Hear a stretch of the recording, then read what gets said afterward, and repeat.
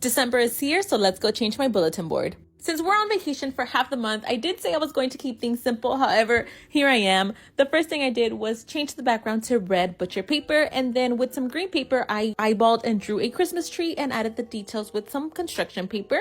Our math skill this week was practicing our one-to-one correspondence, those counting skills. So we created these Christmas lights with the number of letters in our name.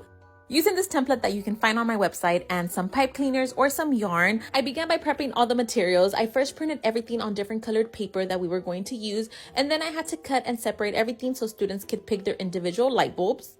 During our center times, one of the activity was working with me in small groups so we can practice all these skills while we work on our craft. The first thing students had to do was practice writing their name, and then they had to count all the letters. 1, 2, 3, 4, 5, 6, 7. After counting their letters, students had to then grab the correct number of light bulbs. We continued practicing that one-to-one counting skills, and students had to then write each letter on each light that they selected. Once we finished writing our name, then it was time to cut each light. And then it was my turn to work. Once students prepped their lights by cutting and writing their names, I used the second template that had the rectangles and cut that into strips.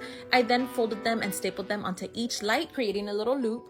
And now back with the students. They're also going to work on their fine motor skills as they grab their lights and try to pinch and thread them onto a pipe cleaner. And why not count one last time?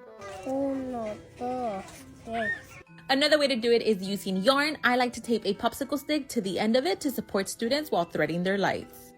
The last thing left to do is add all the student work onto the bulletin board, and I just left it like this. I didn't bother to add a border, but now there's a door decorating contest and I'm trying to win, so I need to come up with an idea for that.